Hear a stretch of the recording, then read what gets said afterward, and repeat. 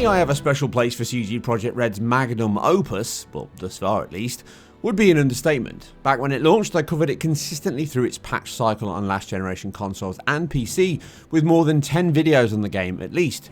Now, due to it having a bumpy start at launch and then improving over time, something we saw to a greater extreme in Cyberpunk 2077, it made sense to do that. And now, after 7 years and around 18 months since they announced it, we have a free and huge Red Engine 3 update patch for current gen and PC, although this is a brand new XE and not just a patch, even though it comes in as patch 4.0. Covering the ray tracing boost, the visual increases, performance and more, I hope this video helps highlight the good and the not so good here with this freebie. But with the internet being the internet though, not only do they look a gift horse in the mouth, they smack it in it.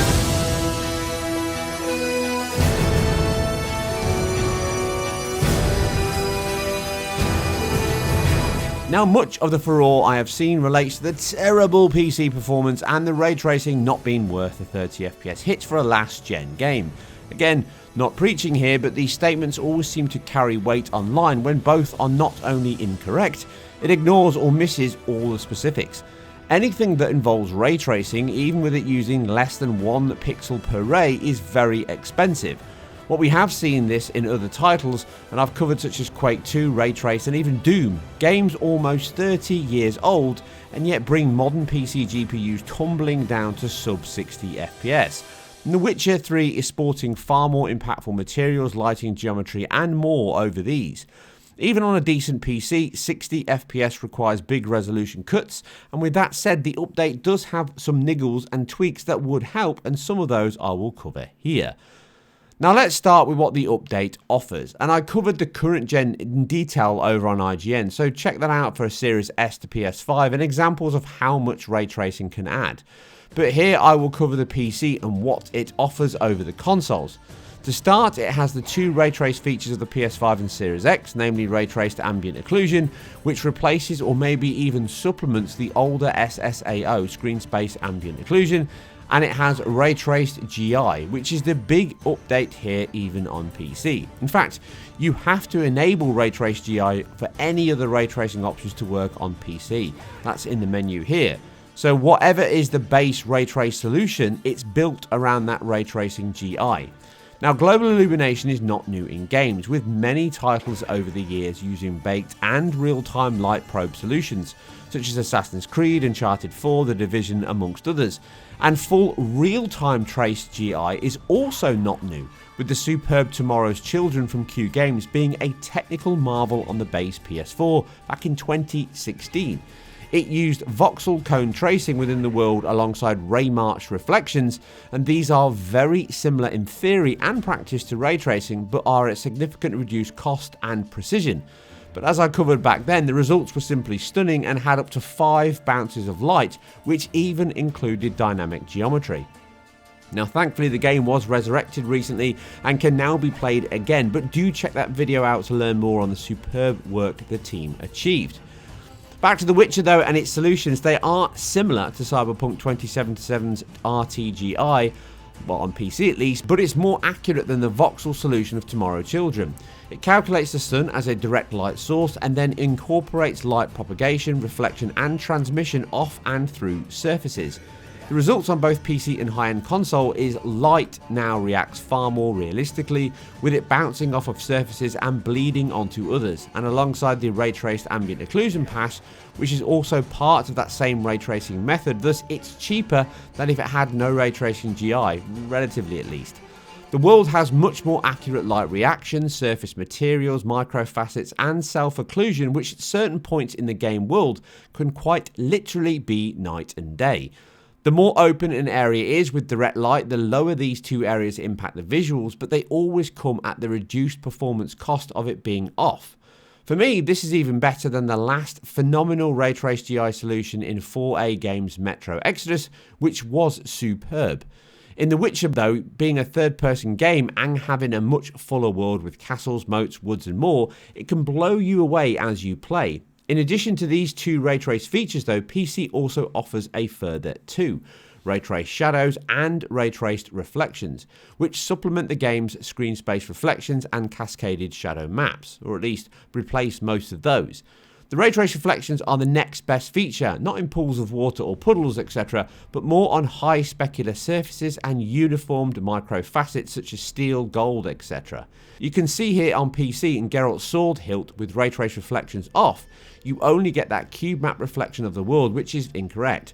Not only do you now have a reflection of something you cannot even see and should be occluded by the canopy above you, but it also looks wrong as your eyes pick it up and the colour and balance is all completely off with the world you're standing in. And this is the game look we have become used to. It's great for faking it, but once you upgrade, it stands out like a sore thumb, looking very much like a sticker on the background. His armour, sword and entire body is bathed or reflecting that green hue now, as are the dead fish on the table, once RT is turned on for reflections, and obviously GI.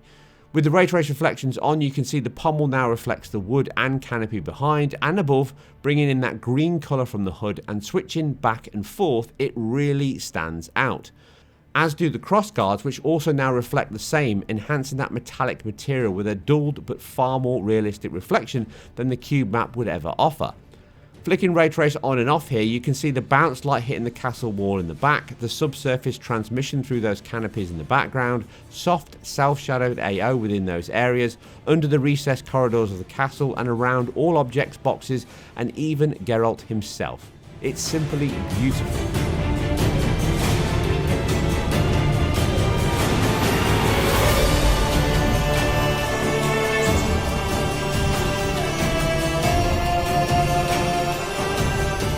Now finally, ray trace shadows look to replace the sun shadows with full ray trace ones, and these offer a contact hardening pass that means the further away from the receiving surface the occluder is, the softer the shadow.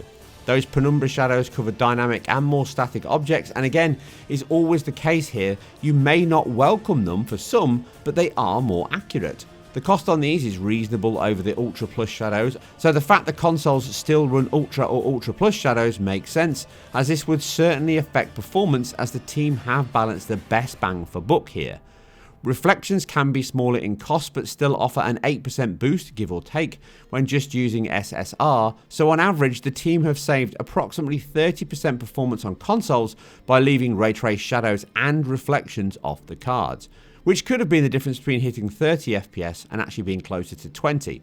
And see, this is the thing that I wax lyrical about a lot. All development in games and choices are aimed at the frame time, not the frame rate.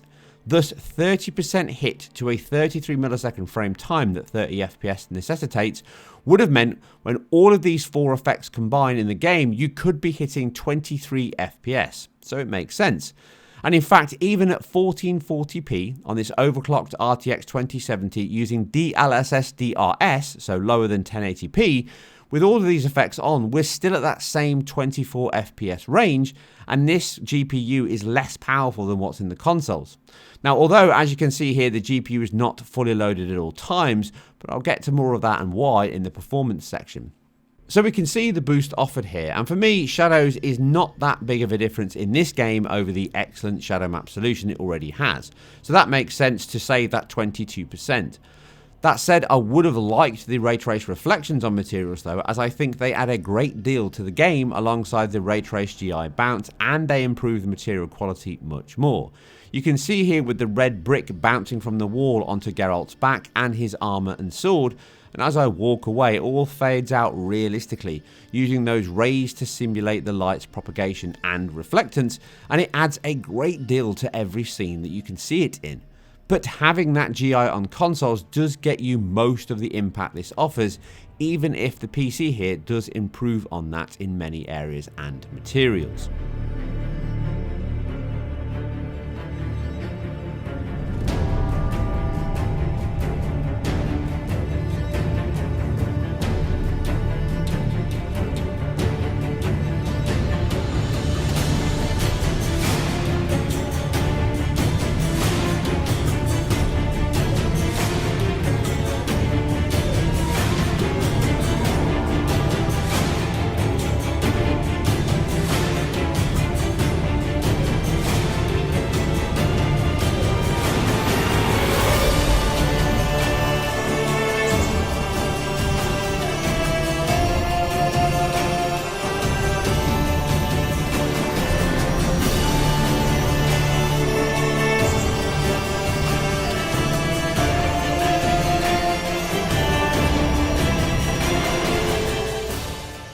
This new update does boost other areas of the game over the previous Ultra PC version even, and some of these are on console in both modes. This includes increased NPCs, a significant boost over the last generation console versions, geometry is increased, foliage, and one of the biggest CPU impacts in level of detail or LOD, with it now being around 50% higher than the previous Ultra setting.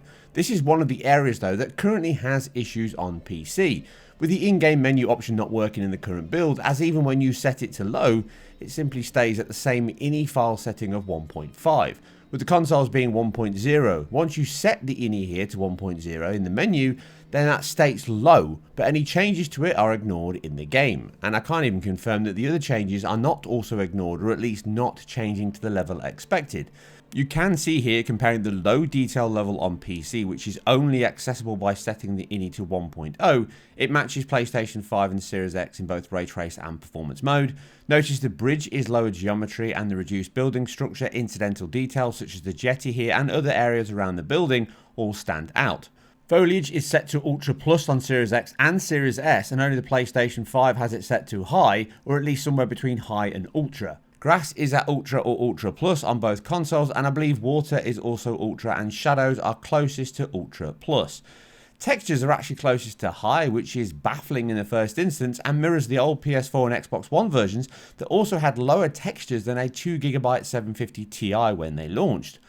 All in all, the PC version does go higher than the consoles, but in reality, I'm not convinced some of these are not omissions or bugs, as the overall quality, even here on RTX 2070, is better than consoles and still becomes CPU bound more than GPU bound in many segments.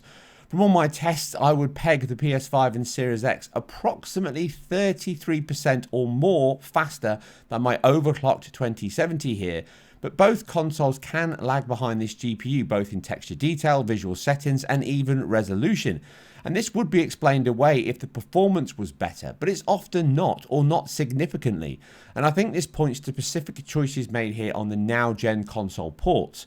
All things said though, the boosts are nice to have and certainly offer big increases over the last generation versions, even on the Xbox One and Pro patches, aside performance maybe. But it reinforces this is a PC game as a central design focus ported to consoles, and the results here reflect that this was likely not a large team that ported it over.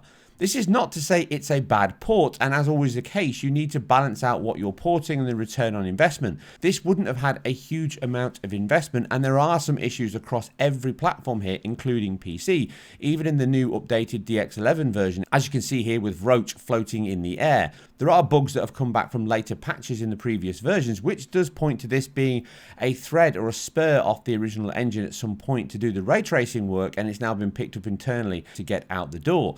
I'm not saying that in a negative way, but that sometimes happens in development. Ultimately, this is a free update and we have to keep that in perspective, and therefore all the versions benefit greatly from this choice, and you still get the DirectX 11 version on PC if you don't want to use the ray tracing options, because there are some other hiccups which I'll get to in the performance. Ultimately, if you're playing or comparing against the consoles, then you want to set everything to Ultra Plus aside the level of detail setting, which you push down to the lowest setting. I'm not saying it's the lowest, but because it's broken in this particular build, you either set it at 1 or 1.5. There doesn't seem to be anywhere in between.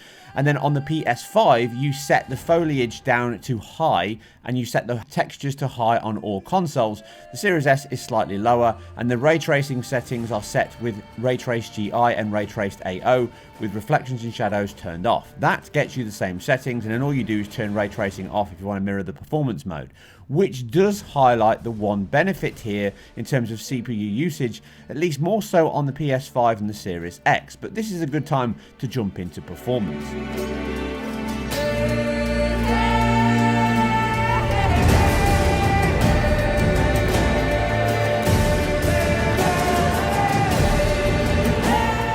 So I hope at this point you have a good view on the update, what it offers, where it differs, and that as a freebie, this is an excellent boost for all of us, including PC players. Yes, one reason behind this is the boost to sales ahead of Christmas for those that sold the game or want to jump back in now with a shiny new PS5, Series X or S, or even a new GPU or PC. But as is always the case, development is a balance of effort versus return. And one huge area for a new game development is the engine rendering updates that would be required for the ray tracing improvements here. That is even greater, see complex to a factor of X, when you have your own proprietary engine as CDP Red have here in the Red engine. This is one big area as to why many, such as CDP themselves, would and are moving over to a commodity-based commercial solution such as UE4 or 5, which they're now doing. With this likely to be the last big update for the Red engine, unless Cyberpunk 2077 gets a new update post this one, as such rewriting big portions of your DX11 renderer is tough, and it could be much tougher if they no longer have all the same people within the team.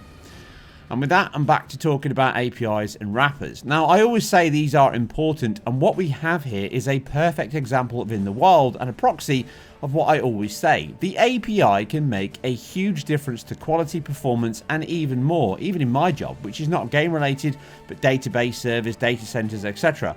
It can make a small task huge if you're fighting the layers. For games, this means that wrappers can help a great deal, as they are a layer in between your source engine and the target hardware, basically an interpreter. They are used all the time, such as the DKVX solution that Steam Deck uses via Wine. Otherwise, every DX11 or 12 game would need to be rewritten to natively support Vulkan API. By using this, it simplifies the port and it can even improve the quality and performance over similar hardware run natively. But the specifics on that are beyond the scope of this video. But here, the team have used the operating system layer that Microsoft made for just this reason, to ease the porting of DirectX 11 games over to DX12 using their own wrapper in DX11 on 12. Now, often these can simply be a DLL, a dynamic link library, and it's used for ease in that most XEs will simply look for the local include DLL in the folder, and if found, it can use that. If not, it will refer to the one included within the compilation. Now, this came out online as these can interfere with the performance hookings such as Afterburner, as by default, when the game uses the DLL in the folder, it can stop this from working. By deleting or simply renaming it to old, then the game reverts to the core compiled version, which will still be DX11 on 12 or whatever it was shipped with. The benefit here is the team can update the DLL and ship a new one that could improve performance without requiring a recompile. Again though, the benefits for a free port like this are huge, as it reduces the complexity of development and cost, and also gets out the door now while the team work on rewriting portions of their engine to improve the quality we see here across all platforms. Again though, I don't know this as fact, I'm just making educated assumptions here. Now, as is often the case, a wrapper like this will have a level of impact and cost. Sometimes this can be resolved or mitigated by buffering a frame or two in your rendering pipeline, and indeed, we do see a much higher level of buffering API latency, the app latency itself effectively here under DX12 than we do under DX11. Even with the frame time capped to lower levels, therefore it's got a shorter workload, but frame time is finishing with time to spare at 30/60. So we're getting better latency on DX11 than 12. The problem comes with the extra RAM required, the CPU time this will take, as the game now has to take the requests sent on the fly to the new API in DX12, but most of those calls are coming as DX11 calls. It then has to read them, translate and process them as DX12 functions to the hardware. As such, this adds time and eats up resources. And the problem is for a DX11 engine in Red engine, which was very multi-threaded, and although it can become bound by one or two main worker threads, the DX11 version gets excellent use out of all 16 threads on my 2700 here, as you can see by the utilization per core and the total CPU wattage use. This causes huge underutilization on both GPU and CPU, with them often stalling most of the time. It can still become GPU bound and then CPU bound at others, but it's often in the middle ground. And here in my test on the RTX 2070, we can see the DX12 version loses approximately 10% performance to the DX11 version with identical settings, no ray tracing. But the other issue here is the latency added is not enough to solve the data gaps now hitting the engine all the time, with the DX12 version having stutters crop up, which may be shader related at times, as first runs can be worse, but they are largely data bound issues, as the engine is simply waiting for a reply to continue work. As these can present as micro stutters and then macro stutters around 50 to 100 milliseconds, meaning over a run of play your experience is significantly worse, with 1 and even 5% loads being terrible compared to the DX11 version. The more you play with settings in the game, the worse this will become, and the memory use here is huge, even without RT. But once RT is added to the mix, then performance can get worse, as the same CPU now has even more work to do in between those other stalls, and it can stutter even more. The end result is, with DRS on, the game will drop resolution harder than it needs to try and make up the render time for the 30 or 60 FPS target. As even though it's not GPU bound per se, by reducing the resolution, the GPU can be done quicker. I discussed this back in my Jedi Fallen Order video. The engine is just trying to keep good time, and any cuts in the pipeline help, even if you are CPU or data bound. And as such, you reach a balance where around 1440p on this RTX 2070 native is not that much worse than 1440p DLSS performance. It is better, but GPU utilization is still far from max, and as such, the results mean only use the DX12 version if you want ray tracing, and if you do, then set the resolution as low as possible and or FSR and DLSS to DRS to auto to get the best performance at the cost of IQ. It should then come as no surprise that I also assume the same situation is present on Series X, S and PS5. With the Series consoles being DX native, they are likely running a similar wrapper as PC for their environment, and in fact at 60 FPS mode we can see this impacting it, with it often being far worse performance than PS5 in towns, with it not being GPU or CPU bound, just the middle ground as mentioned. And on the Series S, we see a similar scenario at the reduced settings of 60 FPS, but better performance at 30 due to having no RT here. The PlayStation 5 does worse at ray tracing, as it has to handle its higher level wrapper, which whatever that may be, but it will have a considerably lower cost overall, but the RT work on top can also stall at that 30 FPS level, likely due to how the engine is designed, with RT being better suited to RTX cards than AMD. But in the 60 FPS mode, the CPU cost of their wrapper is likely still cheaper on the PS5 and the Series X, albeit helped with that CPU reduction on LOD I covered earlier, and possibly the foliage one, which now makes sense, and thus this version runs better in the town sections than Series X or S. The final piece for consoles is that, as per PC, the DRS solution can be overly aggressive, and in the ray tracing mode in Novigrad here, both Series X and PS5 can drop to 1080p, and even the performance mode can dip below 1440p. Again, this is not GPU bound, but simply the engine trying to make up the slack.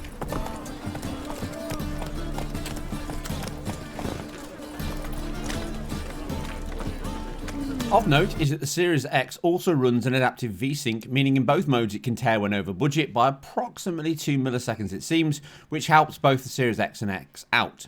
But the results reflect that in the RT mode, the PS5 performs worse in heavier sections than the Series X, and in the performance mode, the Series X and Series S perform worse than the PS5. But as I say, most of these come down to the team likely leaning on older engine versions and higher level wrappers. Updates may come soon to improve this on PC and consoles, and in fact one dropped on PC as I was rendering this video, but I'll have to cover that in a later video or a database update segment. The final piece is image quality, and with the game using DLSS, TAAU and FSR 2.1, we have a full suite here. We will ignore the FXAA version. Of note is the TAA solution is broken, or at least not fit for purpose here with DRS engaged, as the image becomes unstable, and you also get flicker from bitmaps not being handled correctly when it drops resolution. So if you use DRS, which is only available in DX12, then stick to FSR or DLSS, and if you can choose, DLSS is the one to choose, as it is much better than FSR.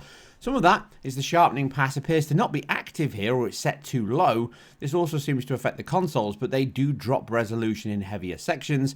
The FSR 2.1 implementation here is much better than TAAU, specifically on thin areas, transparencies and foliage, but DLSS2 is significantly better implemented here, and it is my choice for the AA solution on NVIDIA cards. That said, FSR does a great job so long as you are at or above 1440p in around balanced or quality mode. The only other area is FSR does not seem to scale as often as DLSS, or at least I had a few occasions where DLSS at auto was better performance than FSR was, but your mileage may vary on that.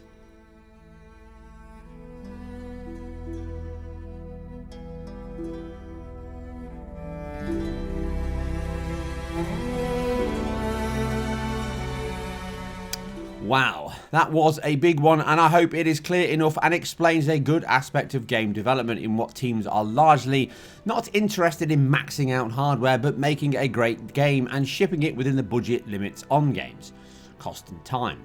As such, we have to take this as it is, a free update. If this was a full release with a commercial cost attached, then I would be harsher on the result. But as it stands, the DX11 on 12 wrapper certainly presents some issues here in key areas and aspects. Even with the new DRS and AA solutions, you will only be slightly worse at best in the same settings as DX11, but with the RT boosts and these options, you can get close to similar levels, but you will need a much faster CPU frequency and system memory to fill the performance gaps, or a really fast GPU that may also help out. The game does stutter and has some performance hiccups across all formats, but what I have shown here is worst case scenario. The ray trace boosts can be excellent, and even though some will bemoan and turn them off, the team have at least not removed this option, and the DirectX 11 version still runs as well as before, with small boosts to image quality and graphics that are also free. So come on, internet, how can you stay mad at that? I know it's real.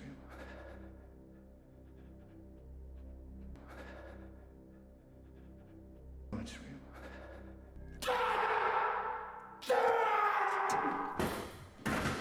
I suppose the one nigger we could say was the Xbox players should be allowed to still play the patched Xbox One X version, which runs at a locked 60 FPS, albeit at lower resolutions and effects on the Series X.